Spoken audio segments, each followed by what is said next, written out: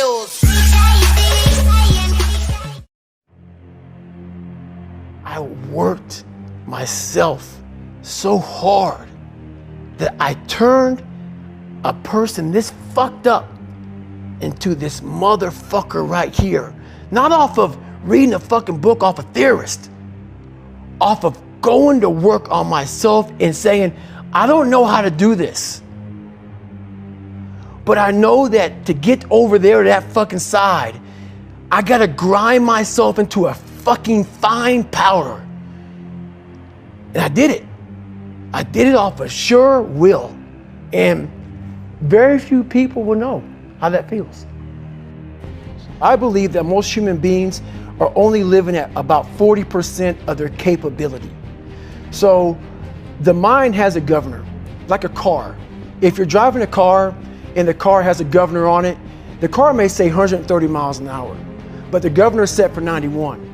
Once that governor sets in, you get to 91, that car starts doing this. The car wants to go. The car wants to go, but that fucking factory said, we're not going past 91. We have a factory, a nice governor in our brain, and it's a survival mechanism. It protects us from pain and suffering. The second we feel that shit, our mind says, oh no, this isn't fun. We should back off. We should sit down, find something more comfortable. And there's something about the mind. The mind has the tactical advantage over you at all times. At all times of your life, the mind has a tactical advantage over you. Why is that? It knows what you're afraid of. It knows your insecurities. It knows your deep, dark lies. And it starts to push you away from that shit. It pushes you in a direction that is comfortable. The mind controls everything. So what I realized was that when I was growing up and I was 300 pounds and I got all fat and I got all insecure, I realized that my mind kept taking me in this direction. When things got uncomfortable for me, when I was facing my insecurities, when I was facing my fears, my mind said, oh no, we have the tactical advantage. We need to get you, separate you from this feeling over here. Life's all about feelings. We want the happy feeling. We don't want that feeling of this sucks. Why am I here? And you don't have any, so you can't answer those questions, so you leave. I started realizing that if in that moment you can answer those fucked up questions and you are now in charge of your brain versus your brain ruling you, that's where all that stuff comes from. So the 40% rule is all of that. You get to 40%, your brain says, we're done. Let's roll, man. This is starting to get painful. This is uncomfortable. So you sit down. And once you start giving yourself more and more hope and start realizing, okay, the mind starts to be, okay, what are you doing? We're supposed to be going right and you're going left. You start then controlling your mind. Start finding more in yourself. And then it goes from 40% to a lot further than that. But that's the start of it though.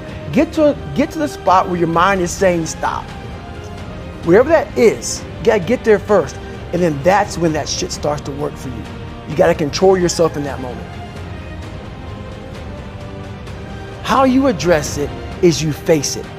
You face it every day. You face it every single day of your life. Where you say, okay, like if you're fat and you need to lose weight, it's patience. It's patience in this fact of accepting who you are right now.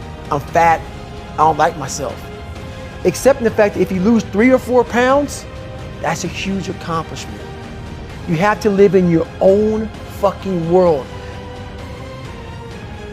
If you're not real and raw with who the fuck you are, nothing's gonna change.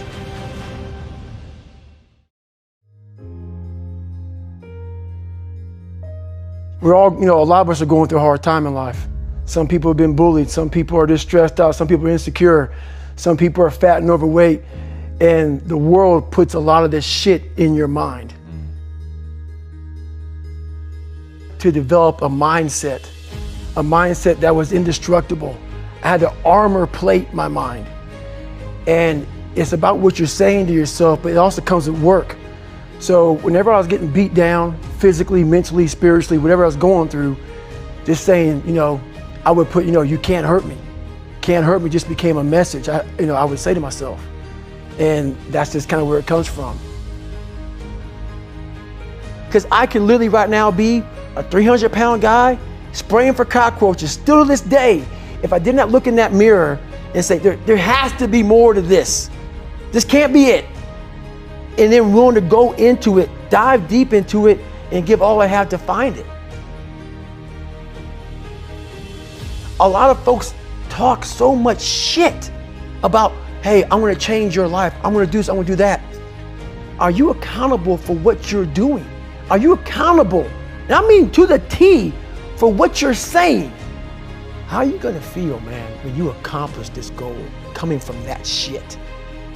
Coming from the fucking hell you came from. A lot of people start from a good starting point. They have a good foundation. What if you can surpass all of these motherfuckers? What if everybody who was fucking way up here started up here, and you started with no legs. You had to grow fucking legs to even start walking, and then crawling, and then running. And then you start passing people with all this given to them. I had to use all this negative shit that was making me weak and horrible as a person.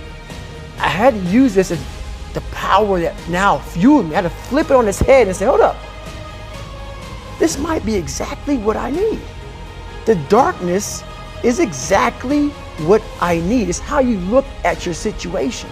This is a race that you run completely alone. And you're all by yourself. I had tons of sticky notes all over my mirror. It wasn't like be better than John or be as fast as whoever. Okay, David, yesterday you did this. Today, our next goal for the week is this. People love putting a label on me about, my God, man, you're just wired different. I'm not fucking wired different, dude.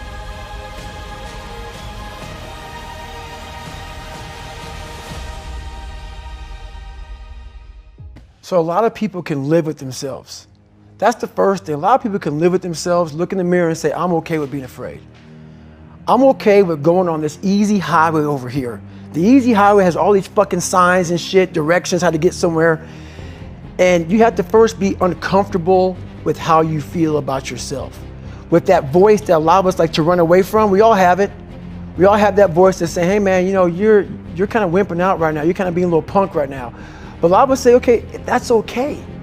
It's okay to tell these little white lies to ourselves. So we first have to face the real you.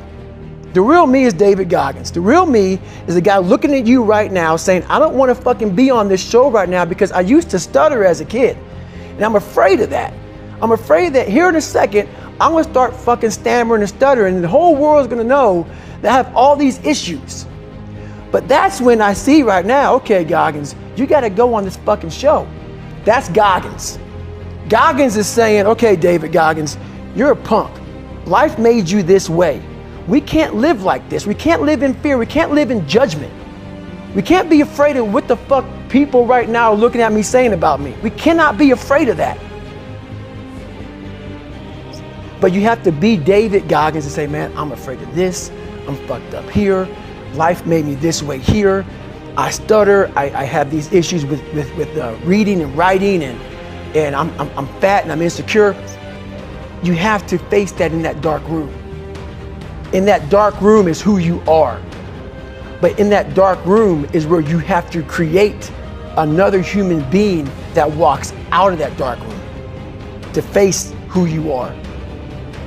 Every day, like you said, I'm in search for a feeling. I'm not in search for a trophy. I'm not in search for love. I'm not in search for more followers on Instagram or social media. When I started this journey years ago, and I realized that I'm going to be somebody, and I'm searching for a feeling of true victory for myself, and only myself. The second I shut out the whole world and realized that one thing, that I am in this world alone. I'm fighting this race by myself. Yeah, I'm all about people, I'm all about team, I'm all about that shit. But I'm really all about right now and in my life, just like you said, no one knows the real truth about me, how hard I really go. I don't care if anybody knows. I don't want anybody to know. I'm an introvert. I live an introverted life. And I love that about me. That right there is my fuel. Is I know that there's really no one out there grinding like me. And if they are, so be it. If I know about you, I'll make sure that I up my game.